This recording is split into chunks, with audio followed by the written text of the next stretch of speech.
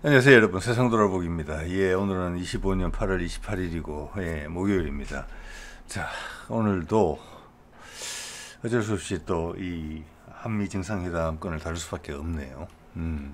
제가 최근에 이 내려온 김에 23년도에 뭐 유네스코 문화유산에 등재된 경남 지역에 흩어져 있는 옛 가야 그분들을 쭉 둘러보고 드는 생각들도 있고 해서 그런 것도 한번 해볼까. 너무 딱딱한 이야기만 하다 보니까 그런 부분이 있었는데, 오늘 또 뭐 내용들을 보다 보니까 또 다루지 않을 수 없는 부분이라 또 다루겠습니다.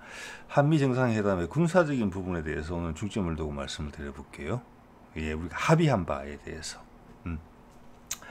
자, 왜 제가 오늘 이걸 다시 한번 말씀드려야 되겠다고 생각했냐면은, 여러 차례 직간접적으로 말씀드렸던 부분이에요. 사실은 대만 문제. 예, 그리고 우리가 미 7함대 역할을 아시아에서 대신한다 라는 부분도 여러 번 말씀드린 거 여러분도 기억하시고 동의하시는 분도 많으실 겁니다. 그죠? 우리는 거기서 우리가 할게 손 들고 나간 거죠. 대신 일본하고는 안 해. 일본하고는 이웃이지 목숨 걸고 전쟁하는 거에서 우리 같이 하기는 어렵다. 몸으로 보여줬다. 이재명이 이번에 그걸 결론을 냈다. 트럼프도 전체 그림은 이해했지만 그걸 실제적으로 될까 말까 이런 부분들이 엄청나게 컸다. 당연히 그것은 북한과 미국과의 관계 개선을 전제로 한 거래입니다. 북한도 많은 부분에 동의하는 부분이 있는 거예요. 이건 엄청난 지구적인 배팅이죠.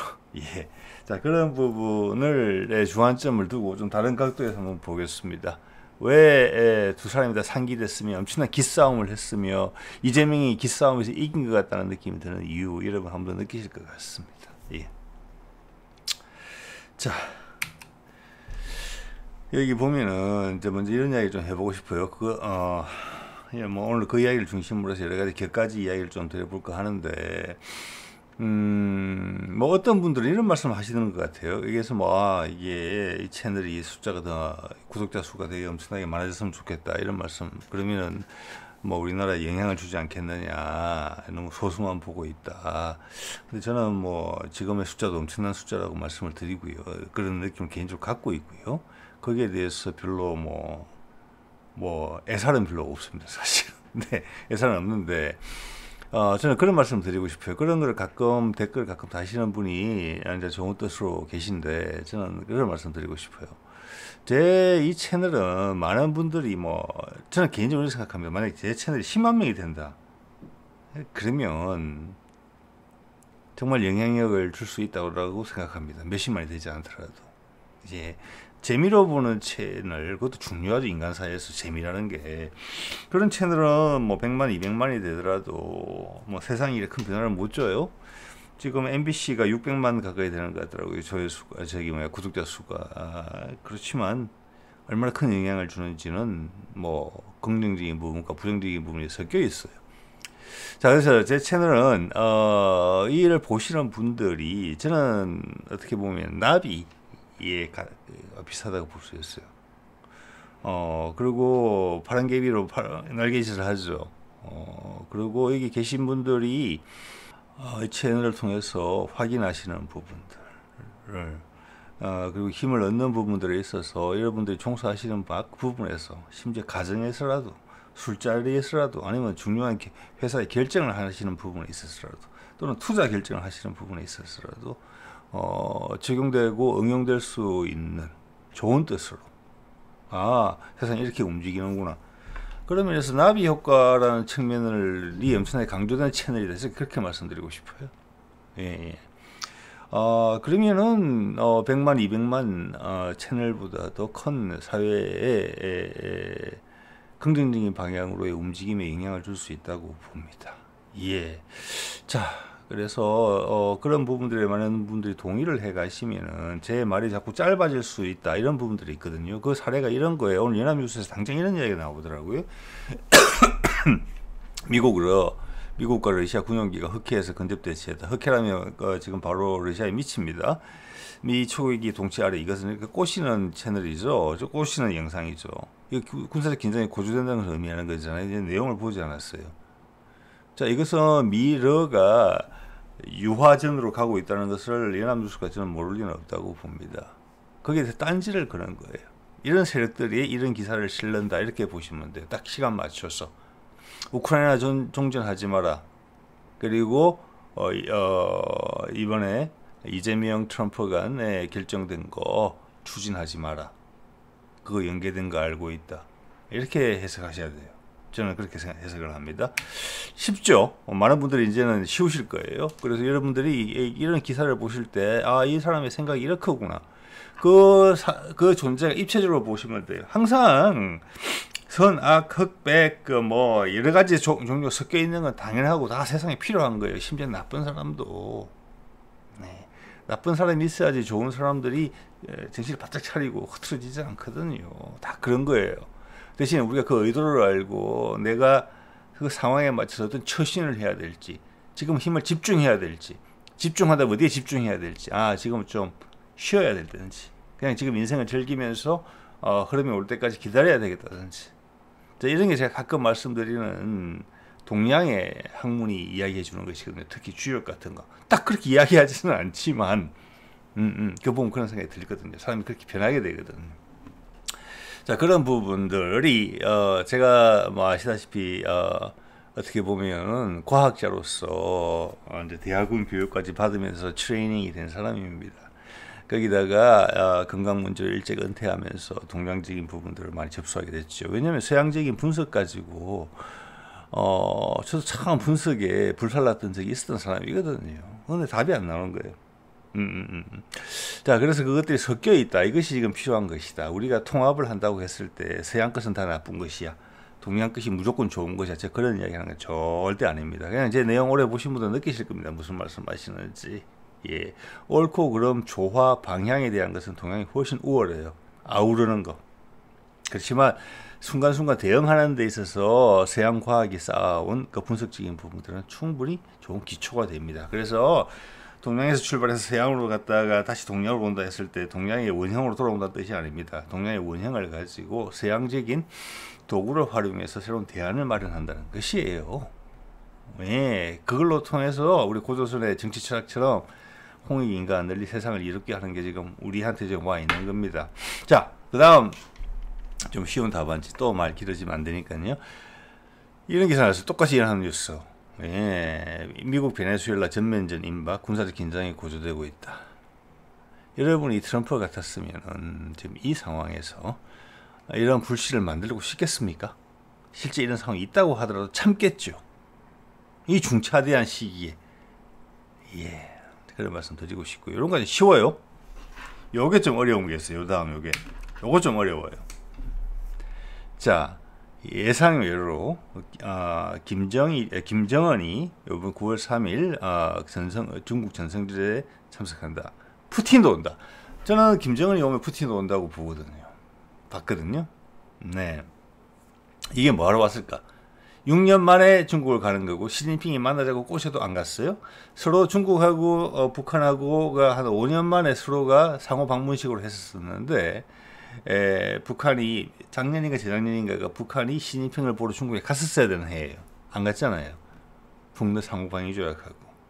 그런데 북러 상호방위 조약의 양쪽 당사자인 푸틴과 김정은이 시진핑을 보러 간다. 시진핑은 지금 외교적으로 많이 궁지에 계속 몰리고 있기 때문에 푸틴과 김정은의 방문은 엄청나게 반가울 거예요. 제가 중국이 외교적으로 유연성을 못 보여주고 있다는 말씀을 계속 드리고 있지요. 이 두 사람이 간 목적이 뭐겠습니까? 이미 그들은 이재명과 트럼프와 한 팀이에요. 그게 포위되어 있어요, 시진핑은. 근데 그들은 시진핑이 손을 뻗어서 내 쪽으로 당길 수 있는 사람은 김정은하고 푸틴밖에 없어요. 푸틴은 러시아라는 덩치로, 김정은은 그 상징성으로 잃어버렸으니까, 최근에. 저는 이 둘이 직접적이진 않겠지만 아주 완곡하게 이야기를 끌어갈 것 같습니다. 시진핑한테. 그 목표는 뭐겠습니까? 에이펙에 참석하라. 우리도 갈게. 저는 거의 이런 이야기에 가깝다고 봅니다. 자, 이걸 의문부 좀 찍어서 남겨둘게요. 그럴 가능성이 높다고 봅니다. 예, 이번에 트럼프와 이재명이 진짜 땀 삐질삐질 흘리면서 대단한 협상을 했는데 결론을 맺은 것이죠. 일단 그거의 후속이다. 저는 이걸 보고 우크라이나는 완전히 끝났구나 라고, 그것은 확실히 마지막 점을 찍을 거라는 생각도 덧붙여 하게 돼요. 자, 오늘 주제와 좀 관련돼서 제가 며칠 전에 이런 말씀 드렸어요. 미국이 대만 분쟁 시 한국 개입을 원한다. 답, 그것은 우리가 결정한다. 이것은 계속 유지되는 것이고, 이번에 이제 회담 결과를 보더라도 그렇습니다. 트럼프가 이재명을 워리어 전사라고 불렀다는 거, 기싸움에서 밀리지 않았다는 거, 트럼프도 최선을 다했다. 그렇지만 기본적인 협상 테이블 자체가 한국이 유리한 상황이에요. 한국이 더 많은 걸 갖고 있어요. 협상 포지션이 좋아요, 미국보다. 그렇지만 트럼프가 그냥 밀리지 않았다. 이렇게 보셔야 돼요. 자, 그래서 여러 번에 걸쳐서 미국의 인도태평양 전략에 있어서 지금 생각해 보시죠. 아주 단순한 예가, 나토를 해체시키는 이유가 뭡니까? 미국은 이제 원 오브 댐으로 주저앉고 싶다는 거예요. 지금처럼 세상을 주도할 힘이 없다는 거예요. 그래서 미국이 오래 못 버틴다는 거예요. 그 신호는 계속 나오잖아요. 원 오브 댐으로 빠지는데 기존에 있던 패권적 지위는 최대한 활용해서 그 자리를 잘 보존할 수 있도록 그 여건을 조성해 놓겠다. 그래서 유럽에서는 너희들이 방해해라. 우리는 해줄 힘이 없다는 거예요. 트럼프가 무슨 희한한 소리를 하더라도 결론은 그거예요. 결국 그걸 이뤄냈지요. 우크라이나의 군사적 평화의 보장은, 안전 보장은 유럽이 나서서 한다. 나토 전체 전력의 10%, 20%밖에 안 되는 그들이 한다. 그걸 용인했잖아요. 거기에 대해서는 푸틴이 공세적이지 않을 거라는 확신이 생겼다는 겁니다. 유럽도 이제. 그렇죠? 자, 그러면은 동아시아에서도 마찬가지예요. 빠져나간다는 거예요. 주한미군의 전략적 유연성, 그건 뭐 희한한 말을 하고 있습니까? 빼겠다는 거죠. 그거는 당연히 북한과의 양수겸장이에요. 북한과의 어떤 협상을 위한 전제 조건이고, 기지만 남겨놓고 싶다. 그렇지만 기지는 반드시 남겨놔야 된다. 이런 트럼프의 의지가 있었죠. 그러면 유럽의 안보는 유럽이 담당하는 건데, 동북아의 안보는 누가 담당하느냐? 한국이 담당한다는 거예요. 북극 항로도 한국 해라. 그럼 한국이 당사자잖아요. 남북 교류돼서 북한이 생산 기지화되고 한반도 전체가 이제는 대륙과에 딱 연결되고, 섬이 아니라 더 이상 남한에 해양 세력과 연결을 하는 연결고리가 딱 되면은 그 거점은 엄청나게 혜택을 받게 돼요. 거기다 기술적, 문화적으로 우위에 있죠. 생산력까지 확보하게 되죠. 베트남 확보했죠. 캄보디아 넘어올 겁니다. 몽고 우리한테 솔깃할 겁니다. 아주 많이 땡큐 이러면서. 미국의 결정은 이것을 일본을 주느냐 한국을 주느냐 이런 부분이 있었단 말이에요. 지금 한중일의 경쟁이에요. 옛날 몇몇 석학들이 이야기했던 미국에서 힘의 세계의 중심이 유럽으로 동아시아로 간다. 그런데 그게 베이징인지 서울인지 도쿄인지는 모르겠다. 제가 자크 아탈리 뒤에 걸어놓겠습니다. 몇 번만 걸쳐서 말씀드렸어요. 조회수가 많지 않아서 많은 분들이 못 보셨을 거예요. 거기서 한국으로 결정되는 순간이고, 그것은 우리의 선택이 반드시 필요한 부분이고, 그게 따라오는 부담도 있는 거예요. 당연히. 근데 좋은 것만 원한다? 나 이제 다른 나라 개입 안 해. 우리나라만 행복하게 살면 좋겠어. 그게 옛날에 이명박 생각이죠. 안보는 미국한테 맡기고 우리는 돈만 벌면 된다. 그 흔적이 여기저기 보이거든요. 이제 아니에요. 우리는 고조선 시대의 영광으로 우리의 문화적 DNA를 복귀시켜야 돼요. 영향력을 행사할 수밖에 없어요. 주변 국가에. 그걸 일본하고 같이 하기 싫다라고 문재인이 꺼은 거잖아요. 정확하게. 그건 당연한 어떻게 맞는 사실이에요. 우리가 그런 책무를 한다는데 일본하고 같이 한다 못하죠. 같이 전쟁을 할 수 있겠습니까? 일본을 믿고? 아니죠. 좋은 이웃으로 남으면 되는 거예요. 기본적인 도의를 다 시키면서. 중국하고도 마찬가지예요. 네. 그래서 그런 상황에 대만이 어떤 상황에 빠뜨리면 우리가 개입하느냐. 자, 군사적 개입은 최악의 상황이고, 그 전에 정치적으로 개입할 것이고, 대만이 이제는 우리를 쳐다보게 된다는 뜻이고, 그게 항상 기웃거렸던 일본이 쫓겨났다는 것을 의미하는 것입니다. 이것은 미국이 우리한테 대만, 필리핀, 동남아 국가들한테 우리를 대비시켜줬다. 제가 그런 표현 여러 번 들었잖아요. 이걸 확인하는 순간이에요. 이걸 우리가 받아야 되는 수예요. 대만이 좋든 싫든 상관없어요. 그만큼 군사력을 키워야 되고, 전쟁의 가능성이 높아지지 않게 우리가 이제는 주도적으로 동북아에서, 동아시아 전체에서, 또는 세계 전체에서 그것을 겨뤄줘야 돼요. 우리 뒤에는 러시아가 있고 미국이 있는 거예요. 일본도 어쩔 수 없이 우리 뒤에 서야 돼요. 베트남 우리 편, 필리핀 우리 편, 대만도 우리 편. 군사력 강화 어느 정도 하면 견제할 수 있습니다.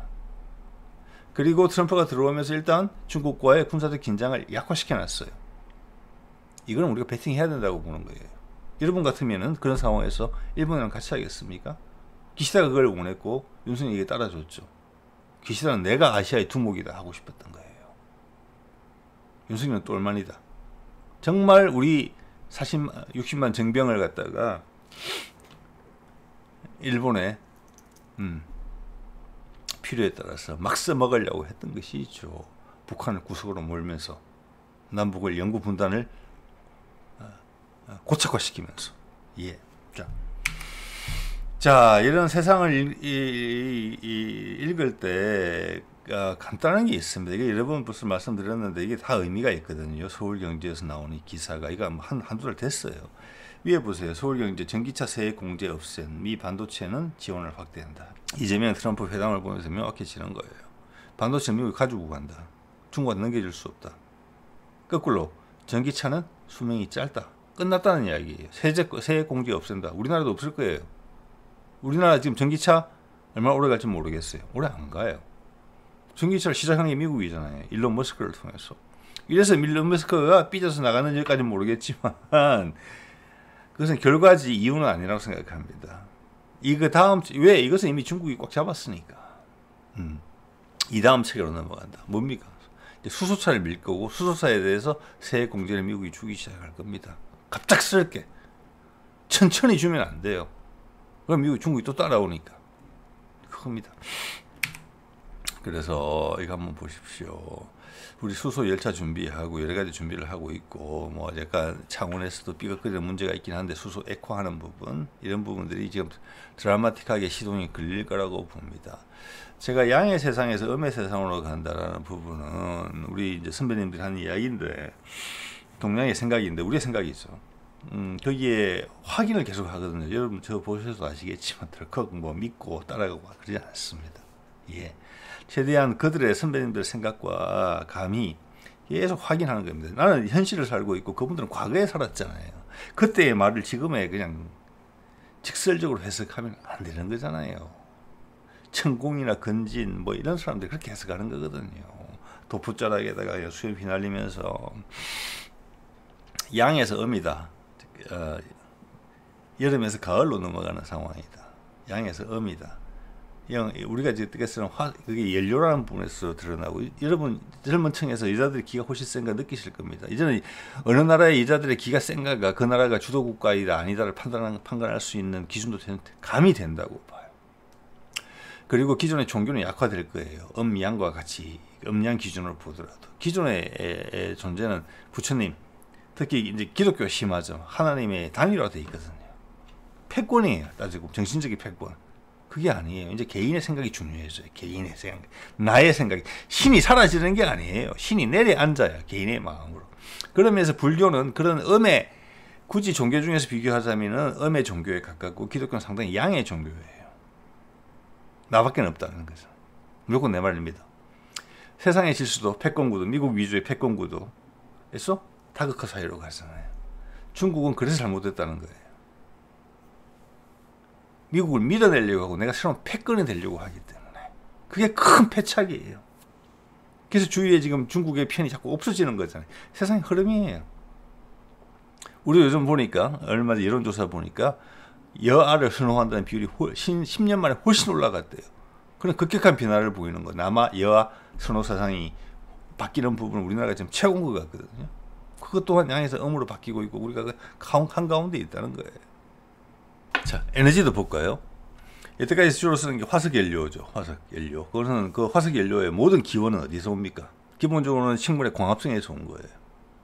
식물이 광합성을 했고 많은 뭐랄까 할까 탄수화물을 만들죠. 근데 땅속으로 깊이 들어가서 높은 온도와 압력에 의해서 그게 전부 다 융화되면서 그게 기름이 원유가 되는 거잖아요. 거기서 가스도 나오는 거고. 예.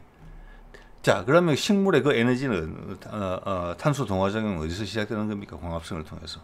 광자 들어있지만 태양에서 오는 에너지가 석유로 바뀌어져 있는 상태예요. 그게 석탄이든 석유든 뭐 가스, 천연가스든지 간에.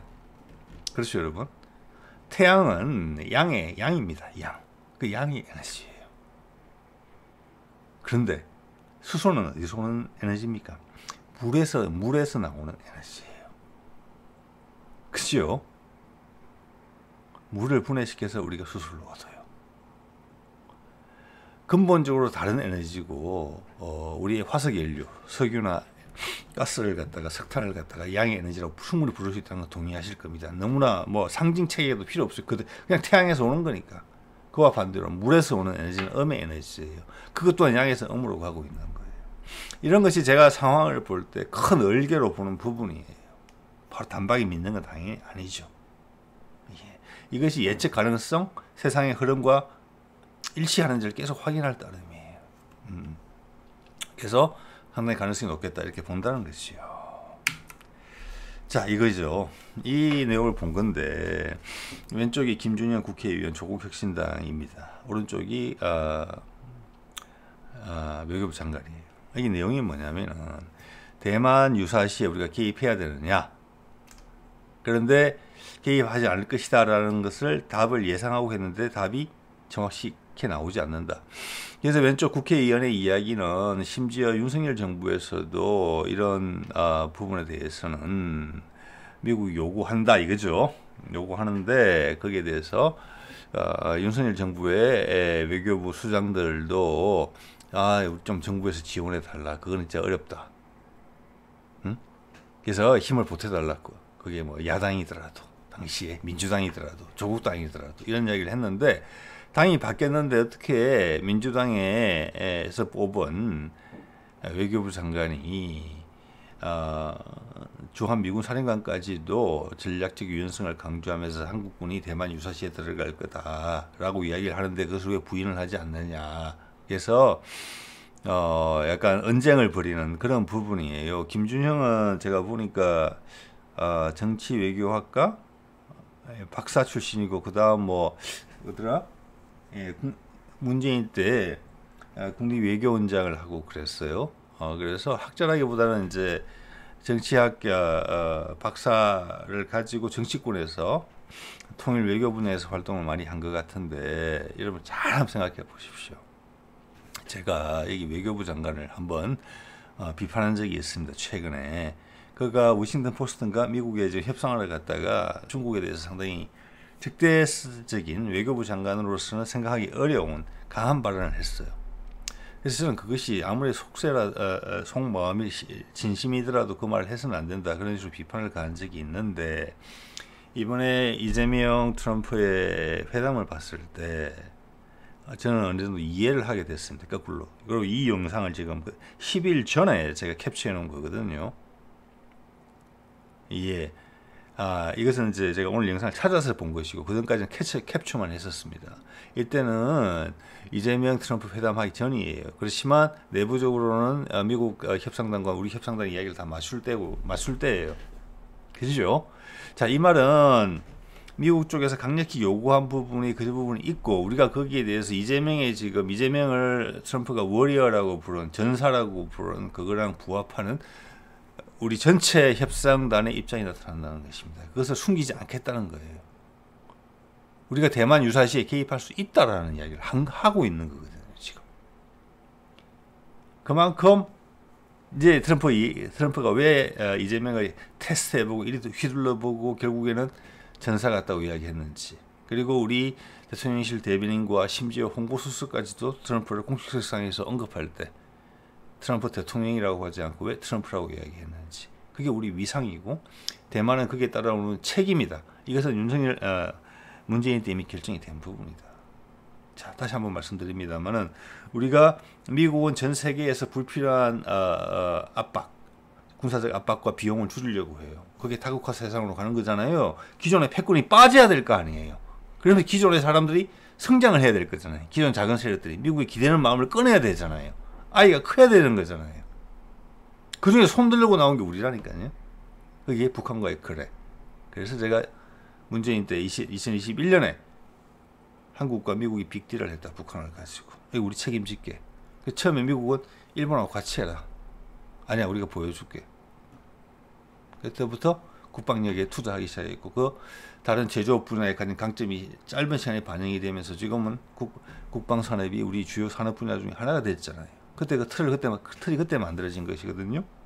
이렇게 투자하면은 내수만 가지고는 시장이 너무 적고, 그것을 감당해내려면 업계가 투자를 해서 우리 군이 그 무기를 받아들이는 비용이 엄청나게 올라갈 수밖에 없는 거잖아요. 우리 회사는 먹고 살아야 되니까 당연한 거죠. 그래서 그걸 해외 사업화하자. 그랬던 거예요. 그리고 윤석열 내란 과정을 거치면서 일본의 연계성에 대한 의혹, 그리고 일본이 강력하게 주장한 한미일 군사동맹, 아시아판 나토, 일본이 주장하고 우리는 추정한 거거든요. 예, 그것을 결국 트럼프가 들어오면서 붕괴시켰고, 그 과정에서 일본의 의도를 파악했다. 한국의 힘도 확인했다. 그래서 한국 너희가 해. 그러면 여러분, 우리가 이 선택에 몰려 있다 보니까 여러분 각각도 한번 생각해 보시기 바랍니다. 일본하고 비즈니스를 같이 하겠느냐, 군사 비즈니스를? 아니면은 이것은 당연히 북미 종전선에 대한 대가로 나오는 것이고, 북한에 대한 투자로 나오는 것이고, 거기다가 푸틴에 대해서 계속 지원을 계속 하고 있단 말이에요. 우리는 덩치는 훨씬 커질 거예요. 우리 혼자 감당하는 게 맞겠습니까? 이 전선을 둘이 연대한다. 그것은 트럼프가 그리는 세계적인 추세, 양에서 음으로 간다, 패권 국가에서 다극화 사회로 간다고 했을 때 그 틀에도 맞지 않아요. 미국의 영향력을 잔존시키겠다는 것밖에 안 되거든요. 일본이 거기 기대서 한국을 컨트롤하겠다는 거. 그리고 일본이 우리를 컨트롤하겠다, 한미일 군사동맹을 한다고 했을 때 그 전제는 뭐냐면은 남북의 연구 분단이 당연히 들어있어요. 한국이 커지는 것을 잘라야 되기 때문에. 그렇기 때문에 그것은 과거의 기억이 남는 거예요. 과거의 흔적이. 정확한 양에서 음으로 다극화 사회로 가는 게 아니에요. 한반도가 커야지 중국을 견제하잖아요. 이런 논리를 강하게 밀어붙였고 우리가 몸을 보여줬죠. 승복하지 않을 수가 없다. 그렇지만 그걸 현실에서 받아들이는 입장에서, 협상으로서 사인을 하는 입장에서는 상당히 힘들었을 거예요. 그거를 바뀐 여건을 김준영이 저는 감히 이해를 잘 하고 있나 이렇게 의심이 듭니다. 제가 왜 그런 생각을 하는고 하니, 문재인 후반부에 국방 예산을 짜는데 그때 항모에 대한 설계 예산 같은 게 몇백억이 반영이 된 적이 있었습니다. 민주당 의원이 주도하던 그 당시 국방위에서, 상임위에서 그 예산을 다 잘랐습니다. 우리가 왜 항공모함이 필요해? 자, 그런 국가 전략적인 선택은 자신이 속한 정당의 의원들도 모른다가 확인되는 순간이에요. 그러자 그 예산이 잘려서 없어지잖아요. 몇백억이었어요. 제 기억이 맞다면은 다시 청와대에서 연락이 와서, 당시 문재인 청와대에서 연락이 와서 그거 묻지 말고 살려내 해서, 거기에 아마 논리적으로 설명하지 않았을 거예요. 예. 그 예산이 살아나게 됩니다. 자, 그러면 지금 조국 혁신당의 이 의원이 이 바뀐, 비록 그가 외교 전문가라 할지라도 바뀐 여건을 이해하지 못하는 거예요. 왜 심지어 윤석열의 외교부 장관도 우리 대만에 군사적으로 개입할 수 없으라고 이야기하는데, 단지 우리는 남한에서 우리의 이익을 챙기면 되는 것인데, 그러면 통일과는 멀어지는 것이죠. 일본에 예속되는 것이고, 그게 그 당시의 관계였기 때문에 기시다와 윤석열 간에. 그렇지만 우리가 통일을 원하고 세계사적 흐름에 맞춰서 중국을 견제해주면서 우리가 크기 위해서는 미국과 거래가 필요하다. 한반도를 소통시켜주는, 김대중 때부터 이야기해왔던 북미 간의 평화선언이 먼저 선행이 돼야지 남북 간의 노력이 효과를 발휘한다. 에 대한 반대 급부로서 우리는 미국의 무력을 대신하면서 우리가 주체적으로 한다. 당연히. 그래서 대만 문제는 우리가 결정해서 개입한다. 정치적으로 한다. 그리고 지금 분위기는 나쁘지 않다. 그러면서 미국에서 얻어낼 것은 최대한 얻어낸다. 북극 항로, 러시아도 원하고 미국도 원하다. 그 아이디어를 누가 냈는지는 모르겠어요. 예, 우리가 냈을 수 있다고 봅니다. 알래스카까지 당겨오는 거잖아요. 거기 알래스카도 그 중요한 기점이 되는 것이니까. 자, 여기에 대해서 우리 국회의원들이 제가 쭉 몇 년간 보험에 있어서 이런 국가 수뇌부의 전략적 변화를 충분히 이해하지는 못한다. 당연히 브리핑도 해주지 않는다. 저는 그런 부분이 목도가 됐고, 이 점에 대해서 이 외교부 장관이 그냥 강자로 계속 버티거든요. 이거는 뭐냐? 미국이 이것을 관찰하고 있는 부분이다라는 것을 이 외교부 장관이 염두에 두고 있다고 저는 감히 생각합니다. 이것이 미국의 인도태평양 전략을 한국이 편입되는 데 있어서, 이제 편입이 아니라 우리가 주도적으로 들어가는 데 있어 가지고 중요한 지표이기 때문에 그런 거거든요. 여기서 한국이 대만 문제 생기는데 우리가 물론 판단하죠. 당연히 이건 부당하다. 그 전에 당연히 지금 같은 방식과는 전혀 다르게 정치적 압박을 가하죠. 만약 유사시에 그런 일이 발생했을 때 우리가 판단하에 들어갈 수 있다라는 것을 미국한테 약속했다는 것을 의미하는 것입니다. 대만 사람들이 들으면 되게 재수없다 생각하겠지만 여기서 일본이 완전히 날아가는 겁니다. 일본이 대만의 영향력을 행사하기 위해서, 그리고 그것을 대만을 지원한다는 명분으로 자유대를 파병할 수 있는, 그들 헌법을 개정할 수 있는 이 수단으로 삼고자 오랜 기간 노력을 해왔습니다. 우리 의원단이 여러분 대만에 방문하고 그럽니까? 우리는 한일 간의 의원단 뭐 하죠. 그리고 중국하고도 하죠. 일본은 대만 신경 써서 간다니까요. 왔다리 갔다리. 예. 자, 요 정도 말씀드리겠습니다. 자, 그리고 제가 과거에 다뤘던 내용인데 저도 이번 정리하면서 한번 확인을 하게 됐습니다. 당연히 다 사전 협의를 다 하는 것입니다. 여기 보면은 조현 외교부 장관이 루비오랑 처음 만났어요. 딱 제목에 경향신문이 뭐라고 뽑았습니까? 북미 회담 기대감 전달. 이 점이 확실히 얘기했죠. 김정은 만나야죠. 트럼프가 할 수도 있는 이야기를 우리가 이야기한 겁니다. 그게 협상의 기준이고 대만 문제도 그렇게 똑같이 우리가 했기 때문에 조현 외교부 장관이 국내 국회 외교 상임위인가요? 외교 통상 상임위인까지는 모르겠습니다만 정확한 이름까지는 거기서 국회의원의 질문에 대해서도 대충 넘어가지 않고 정확하게 의사전달을 한 겁니다. 약속한 부분에서 지킨다는 겁니다. 그것이 조현 외교부 장관의 특징이라기보다는 이번에 이재명 정부의 협상팀이 가진 전체적인 색깔이에요. 약속 확실히 지킨다는 거. 그게 그만큼 중요하고, 거꾸로 이야기하면 뭡니까 여러분? 트럼프한테 가는 압박은 우크라이나 전쟁은 확실히 종전된다는 걸 확인했다는 것이고, 우리 기준에서는 트럼프 너는 북미 종전선언을 확실하게 해. 이야기한 거 아니겠습니까 여러분? 그 거래가 된 거예요. 거래 없이 우리만 좋은 걸 하겠다? 그런 건 없잖아요 세상에. 네. 한미동맹 현대화 공감대 이뤘고 북한의 완전한 비핵화 목표 재확인, 북미 회담 기대감 전달. 여기서 아슬아슬하게 피해가는 단어가 있죠. 이제 앞으로 한미 간에 북한의 비핵화 이야기가 나온다는 것은, 한반도 비핵화 이야기 나온다는 것은 그것은 종전선언의 다른 이름이라고 생각하시면 되겠습니다. 자, 이것도 소개드린 거죠. 안규배 국방장관이 취임사에서 그렇게 이야기했죠. 변화하는 영내 안보 및 경제 환경성에서 글로벌 포괄적 전략 동맹으로 가야 된다. 글로벌까지는 모르겠지만 동아시아가 분명한 거죠. 이거 벌써 한 1, 2주 전에 드린 말씀이에요. 자, 이것은 전방위적으로, 자, 만년필, 트럼프한테 뺏긴 그 만년필 2달 전에 제작기간이 2달이다. 그러면 주문 들어간 것은 그냥 취임하자마자 이재명이 했다는 거잖아요. 그때부터 준비를 해온 거예요. 뭐, 이 새로 구성된 내각이 전부 다 동일한 곳을 같은 시각으로 보고 있다는 겁니다. 글로벌 포괄적 전략 동맹. 이걸 여러분이 만약 용인하신다면은 대만 부분에서 미군이 빠져나가는데 동아시아에서, 그럼 그 힘의 공백으로 중국은 대만을 날라먹냐? 대만의 뒤에 뒷배가 없어지니까 스스로 무너질 수도 있어요. 여러분 생각해 보십시오.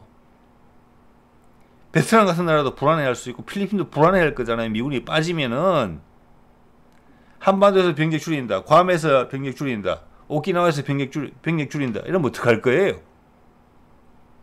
스스로 무너질 수가 있어요. 그것을 용납할 수는 없는 거죠. 근데 미국은 그래 해야만 되는 거죠. 약해졌으니까. 그 자리를 우리가 대신 콱 틀어막아 줄게. 너희들보다 더 튼튼하게. 그러고 거기에 북극 항로 또는 한반도 교통로가 생긴다. 동시에. 그 북극 항로는 그 한반도 소통로랑 같은 말이죠. 거기서 비즈니스는 이득도 생긴다. 엄청나게 크게. 러시아도 원한다. 중국 고립시킬 수 있다. 그래서 그 점에 있어서는 조현 외교부 장관이 절대 물러서지 않고 그대로 심지어 묵묵부답을 통해서라도 우리가 대만을 컨트롤한다. 우리 영향권에 둬야 된다라는 것을 인정하는 것입니다. 글로벌 포괄적 전략 동맹. 예. 중국이 미국이 나가네? 삐져나올 걸 차단한다는 겁니다. 이제는 공세적으로 이야기를 해야 되는 순간에 도달했다는 거예요. 그래서 이재명이 그 이야기 한 거잖아요. 안보는 미국, 경제는 중국, 이거 아니다, 더 이상. 그 말은 뭐냐? 안보도 미국, 경제도 미국, 이렇게 이야기한 거예요. 그 미국이라는 의미는 전혀 다르지만 다극화된 세상에서 중국은 아닌 건 확실하죠. 엄청나게 중국이 분기탱천할 이야기거든요. 이미 주사를 던진 거예요, 그렇게. 그래서 트럼프가 이재명을 워리어다고 불렀다고 여러분 이해하시면 딱 맞습니다. 이제는 공개적으로 이야기해야 될 때예요. 또한 그렇게 함으로써 트럼프는 도망갈 구석이 없어요. 북한은 무조건 해내야 돼요.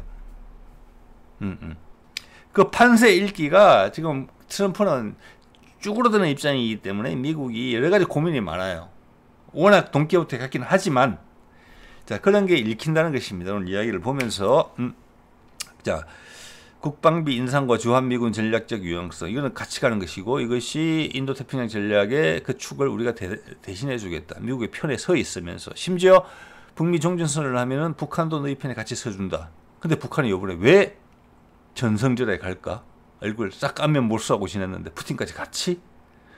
시진핑을 구워 삼는다. 시진핑이 APEC에 오지 않을 수 없게 한다. 한반도 비핵화라는 명분을 갖다가 존중하지 않을 수 없게 한다. 주변의 분쟁 지역이 해소된다는 명분을 거부할 수 없게 만든다. 여러분, 윤석열 있었으면 어쩔 뻔했습니까? 거기다가 기시다하고 탁 붙어가지고 북한을 적대시하면서 고착화시키려고 했죠. 결국 중국이 유리한 일이에요. 자, 그것을 현명한 트럼프는 이해했다. 그렇지만 내가 안 하던 짓을 하려니까 너무 오글거리고 불안하다는 게 트럼프의 생각입니다. 예. 국방비 인상과 주한미군 전략적 유연성에는 같이 가는 것입니다. 주한미군이 빠져야지 북한하고 협상의 기본 전제가 만들어지는 것입니다. 예. 국가안보실장 국방비 늘려가는 쪽으로 협의 당연하죠. 이재명도 확인했죠. 우리는 많이 늘려야 되고, 특히 해군력, 공군력은 지금 KF-21 하는 거 계속 하면 됩니다. 그렇기 때문에 이렇게 이야기한 거예요. F-35B 잘랐죠. 우리 세 번째 강습 상륙함. 강습 상륙함이 세 척이 된 거예요. 일본도 2척밖에 없어요. 해병대거든요. 북한을 공격하는데, 상륙작전 하는데 그런 거 세 척 필요 없습니다. 북한은 그냥 한두 시간 그리면 다 가는 거리잖아요. 예, 이것은 해외 출병이고, 해병대의 전략기동군, 해병대 강화시키고 있는 이런 거 보실 겁니다. KF-21 계속 개발하면 돼요. 그리고 제가 누누이 말씀드립니다만 아파치 헬기 바로 취소했잖아요. 그리고 공군에서 지금 추가 도입 진행 중인 윤석열 대한 갑작스럽게 F-35A 20대 추가 도입하는 거, 그것도 도입 비용만 4조 원 정도 되는 것이고, F-35B 해병대용으로 도입했으면 그것도 한 20대 가까이 도입하려고 했던 것 같은데, 그건 훨씬 비쌉니다. 6조 한 8조 정도 됐을 거예요. 6조 정도 됐을 겁니다. 10조. 그래서 이재명의 논리는 분명한 것입니다. 이것은 중국을 막아서는 전력의 효율적 빌드업에 전혀 적절치가 못하다. 비록 미국 너희의 무기이긴 하지만 우리는 그보다 훨씬 더 적절한 무기를 구입하는 데 돈을 더 쓰겠다. 그래서 F-35A도 충분히 내부적으로 고민하고 있을 거라고 봅니다.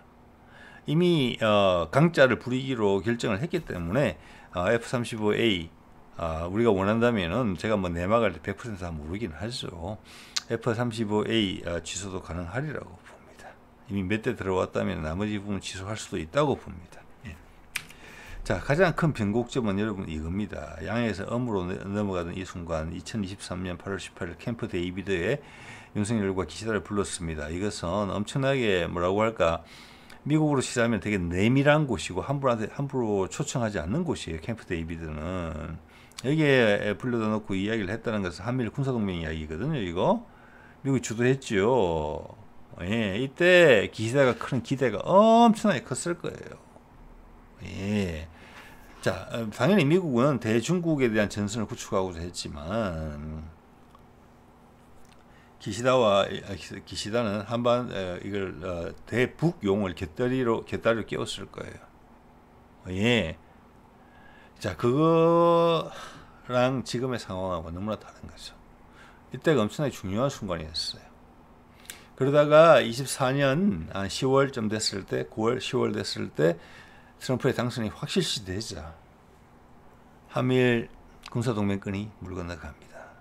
기시다가 갑자기 퇴임을 한 달 앞두고 한국을 날아오고 윤석열이 초조해하기 시작했죠. 트럼프가 딱 되면은 북미 종전선언 다시 하려고 할 테니까. 바이든한테도 담대한 구상 압박받았던 기억이 선연하거든요.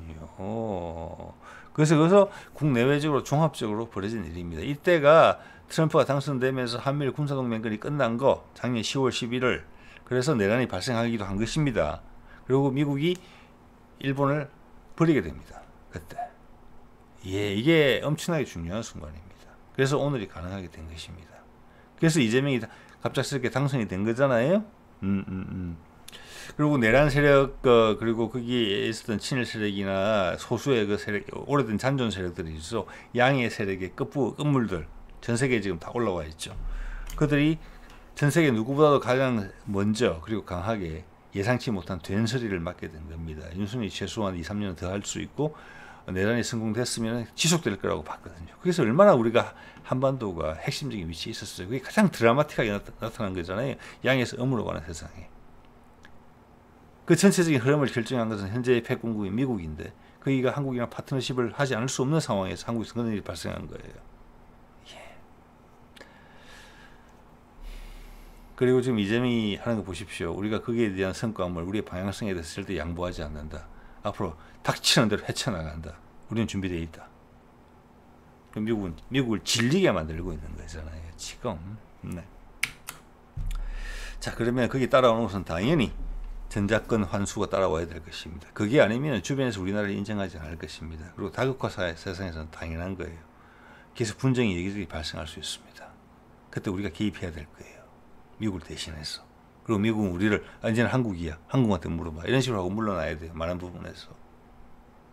그래서 제일 먼저 잡은 게 어떤 전략적 위치 그리고 그들이 할 수 있는 바 베트남이 손을 딱 잡아준 거죠. 미국도 정말 통쾌해하면서 대단하다. 그리고 일본한테도 약속해줬죠. 우리끼리 싸워서 대중국 전선이 약해질까 봐 미국은 걱정하는 거거든요. 한일 관계에 있어서는. 거기에 대해서 그냥 미국이 그런 눈치를 보니까 대충 가가지고 기시바한테 나 너 괴롭히지는 않을 테니까 가만히 있어. 이렇게 이야기했잖아요. 예, 그건 당연한 거예요. 우리 사람도 다 그렇게 생각해요. 우리가 일본을 언짢아 할 때는 극단적인 상황에 왔을 때 언짢아 해요. 지금 한일 관계 좋잖아요. 우리 스시 맛있게 먹잖아요. 우동도 먹고 일본 여행 가면 좋아요. 요즘 또 뭐 지진이 많이 나가지고 좀 그렇긴 하지만 일본 사람도 한국 좋아해주고 예, 그렇게 지내면 돼요. 지금처럼. 자, 그래서 이것은 우리가 돌려받을 거라고 봅니다. 안 그러면 그림이 형성이 안 돼요. 북한과의 종전선언, 북미 간의 종전선언에 있어서도 남한군이 미군의 명예권 하에 있다? 우리하고 종전선언하면서 남한군을 계속 컨트롤하겠다 뒤에서 말이 되겠습니까? 안 되죠. 예, 이건 미군 출소한다는 것 같은 맥락이고 대만을 우리가 컨트롤하겠다라고 확실히 이야기한 거잖아요. 오늘 조현 외교부 장관 버티는 거 보십시오. 우리의 판단하에죠. 그 앞뒤 정확 설명 다 못하기 때문에 그렇게 버티고 입국 다물고 이야기하는 겁니다. 앞뒤 못 가리고 막 캐묻는 국회의원이 좀 답답할 뿐이지요. 자, 이거 볼까요? 예. 자, 이 전략적 중요성에 대해서 새삼 여러분 느끼실 수 있을 것입니다. 제가 다뤘던 내용이죠. 자, 아제르바이잔, 아르메니아 철천지 원수죠. 러시아 영향권 내에 있는 나라입니다. 그거를 화해시켰어요. 화해한 게 뭐냐?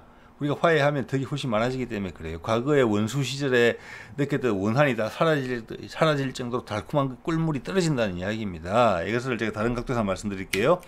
예전에 한번 다뤘던 내용인데 여러분 기억은 잘 못하실 겁니다. 이 B1M이라고 전 세계에서 아주 큰 토목 기술 같은 토목 프로젝트 같은 걸 소개하는 그런 채널로 알고 있거든요. 이게 뭐냐? 조지아고 밑에가 아르메니아, 옆에 아제르바이잔, 이란 여기를 연결하는 고속도로를 만드는 겁니다. 이게 다 산악 지역이에요. 러시아까지 통과하면 이게 코카사스 산맥이란 말이에요. 아시아와 유럽의 경계선이잖아요. 여기를 관통하는 수많은 터널을 뚫어야 돼요. 여기를 관통하는 이 고속도로 사업을 중국이 하고 있었거든요. 1대1로. 결국은 이게 이란으로 연결돼야 돼요. 그럼 이란에서 아프가니스탄 통해서 또는 파키스탄 통해서 중국으로 연결되는 꿈을 중국은 꿨던 거예요. 이란은 일단 이제 인도는 그렇게 친하지는 않으니까. 그래서 제 말이 이것을 트럼프가 깨부셨다는 겁니다.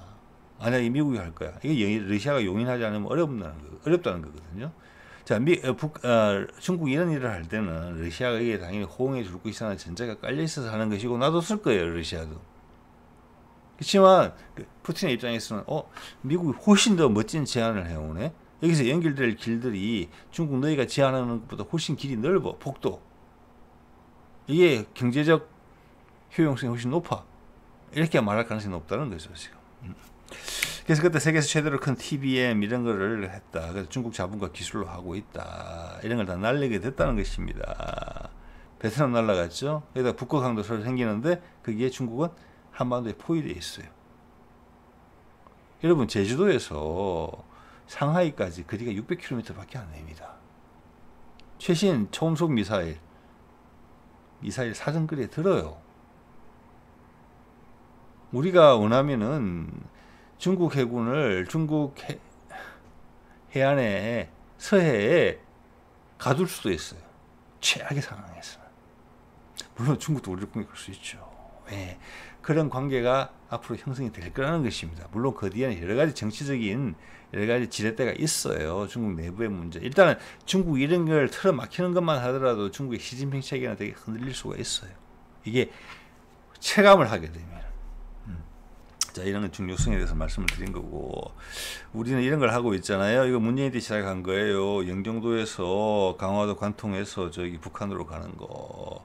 이것은 한반도에 들어올 외국인 투자자들의 정주 여건은 여기 강화도나 여기 청라 그들은 출퇴근하게 될 거라고 봅니다. 이게 지금 영종도에서 신도를 연결하는 이 다리는 다 완공이 됐어요. 그리고 강화도를 종단하는 것은 뭐 쉬울 겁니다. 자, 한강 하구 지나갈 때 지금 저는 지하로 하저로 지나갈 거라고 봅니다. 우리도 TBM 두더지 지금 그 틈을 뚫는 기계 지금 한강 하구에 제2 순환고속도로 하고 있잖아요. 이런 것이 강화될 거다. 이것도 우리가 고민하는 물류망 중에 하나다. 이것은 외국인 전용이다. 외국인들이 영종도에 내려서 그리고 외국 배가 인천항으로 들어와서 인천항 북한의 지금 남쪽이 뭐 부산항이 저기 북극항로의 거점항이 돼서 되게 배가 아플지 모르겠으나 북한이 개발됐을 때 그 수요를 다 처리해야 됩니다. 엄청나게 바빠질 겁니다. 이것도 금방 활성화될 것이라고 봅니다. 자, 푸틴도 이날 했죠. 비행기 연결했죠. 일단 한 달에 한 번 뭐 이런 식으로 하긴 하지만 그리고 얼마 전에 이 앞서서 철도도 연결했죠. 한 달에 한 번. 즉 한 달에 한 번 하든 두 달에 한 번 하든 시스템 구축되어 있다는 겁니다. 횟수만 올리면 되는 거잖아요. 맞죠, 여러분? 철도든 항공이든 간에 밑에 이야기했죠. 도로도 연결한다. 다 그러는 거예요. 일맥상통하잖아요. 여기에 침발로 놓는 거예요. 중국은 쫓겨났잖아요, 지금. 예. 그래서 시진핑이 아이팩에 오는 것은 그런 지금 정치로 위태로울 수밖에 없는 상황이거든요. 장기 집권이기도 하고 전례가 없는. 여기서 콩고물이라도 관심이 있을 수 있을 것 같아요. 여기서 러시아와 북한이 손 내밀어줘서 중국 너희도 끼워줄게 이러면 그걸 받아야 될 수밖에 없는 그런 상황이 될 거라고 봅니다. 시진핑은. 베트남 돌아선 거 봤잖아요, 그들이. 예. 자, 그리고 이것은 이재명이 후보 시절에 어떤 채널에서 작성한 건데 제목이 기똥차죠. 이재명 후보의 부산항 공략이 눈길. 이게 북극항로인데 푸틴도 그때 이렇게 이야기했다는 거잖아요. 제가 확인해보지 않았습니다. 그렇지만 상당히 통찰력이 있는 제목이었다고 생각을 합니다. 충분히 푸틴이 이런 이야기 했을 거라고 봅니다. 북극항로의 외국 자본 검토. 그래서 알라스카가 들썩들썩 말씀드렸죠. 미국이 우아하게 늙어가려면 미국에 있는 달러 자본이 미국이라는 힘을 믿고 계속 투자를 할 수 있고 돈을 벌어야 돼요. 미국이라는 이름으로 달러가 투자돼야 미국이라는 뒷배가 있어야지 달러를 투자할 수 있는 여건이 조성이 돼야 돼요. 위안화로 갔을 때보다. 이러면 여러분 누구한테 가겠습니까? 중국 잘리는 게 보이시죠? 달러 가진 세력이 미국에 그냥 계속 US 달러로 있는 게 낫겠어. 이런 겁니다. 이제 아마 시진핑은 느낄 거예요. 그렇지만 여기서 오는 콩고물을 잡지 않을 수 없을 것 같아요. 김정은과의 관계에 개선, 푸틴을 우호적으로 해주는 부분. 그래서 메인은 한반도죠. 그래서 그중에 10% 떼줄 수 있죠. 일본도 한 10% 떼줄 수 있죠. 그 정도예요. 자, 그런 게 정치적인 거예요. 그 다음 군사적으로는 한국군이 북극 항로의 경로를 책임진다 이거지요. 미국을 대신해서. 자, 그래서 그때 문재인 때 예전에 보여드렸던 겁니다만 이런 시도가 있었죠. 하계 올림픽 유치하면서 북한을 개발하겠다. 이게 그 준비를 한 거예요. 사실은 28조 든다 북한 개발하는데. 자, 어제 이재명이 그 미국의 기업인들 불러다 놓고 한 게 그거예요. 몇 마디 모호하게 이야기했던 부분, 경제와 안보라는 부분에 있어서 미국의 투자가 필요한 부분, 이 이야기입니다. 바로 이재명이 강하게 베팅했다는 건 협상했다고 저는 느낍니다. 이걸 우리 돈으로 안 한다는 거예요. 너희가 투자해서 너희가 돈을 받아가는 부분에서는 너희 돈 태워야지. 그럼 같이 이 이야기 이제 감히 했다고 봅니다. 우리가 한다고 해도 뭐 통일 비용 이런 이야기는 안 나올 거예요. 우리 혜택을 보니까. 그럼 남북이 하나가 되는 거니까. 근데 이재명은 강하게 이야기했다고 생각합니다. 여기 미국 너희가 투자해라. 미국 자본들이 더 그 지분으로 가져가라. 이런 거죠. 트럼프가 우리한테 와서 이런 이야기 했죠. 알래스카야 가스 개발에 지분 투자해라. 그래서 남의 돈으로 알래스카 가스 개발하겠다는 거예요. 그게 대해서는 뭘로 갚느냐? 가스로 갚는다는 거잖아요. 그러면 미국이 더 이상 돈을 안 빌려서 투자 안 해도 된다. 그 이야기를 우리가 한반도에서 이재명이 한 거예요. 너희 돈 벌어 갈 거 아니야. 지분 투자해라. 너희 돈 내고 해라. 안 돼. 그걸로 받아가라. 거기서. 이렇게 이야기했다고 보기 때문에 트럼프가 엄청 긴장했었다고 생각한다는 것입니다. 자, 그때 뭐 28조 책정했다는 것이죠. 물가 올랐으니까 지금 한 30조, 한 40조 된다고 칩시다. 예. 자, 이제는 이거 뭐 여러분들 잘 안 보시기 어려웠을 것 같아서 제가 가끔 보니까 이런 게 저한테 뜨거든요. 프랑스 쪽에서 나온 제목입니다. 프랑스가 이 제목이 뭐냐면은 대충 눈치채시겠죠. 프랑스의 경쟁자 한국이 방산 부분에서 그렇다는 거예요. 일단 밀린다는 거예요, 이미. 여기서 이야기를 쭉 보면은 이런 내용이 나와요. 기본적으로 품질도 많이 올라갔고 딜리버리 해주는 생산해서 배송해주는 속도 너무 빠르다. 결과적으로는 프랑스 이기기 힘들게 돼 이런 내용이에요. 사실이죠, 이게. 자, 이 부분이 다른 부분으로도 확대된다. 이것을 이제 기존의 G7이 인정할 수밖에 없게 되고 오히려 잘 돼야 된다라고 축하할 수밖에 없다. 왜? 엄청난 새로운 경제적 기회가 열리기 때문에 그게 발을 담궈야 되거든요. 프랑스도. 일단 유라시아대로 연결되잖아요. 조금만 있으면 금방 태세전환도 발생할 것이라고 봅니다. 이것은 곧 태세전환으로 가는 중간 단계다. 이렇게 이 정도로 제가 보고 있습니다. 자, 오늘 이 정도 말씀드리겠습니다. 네.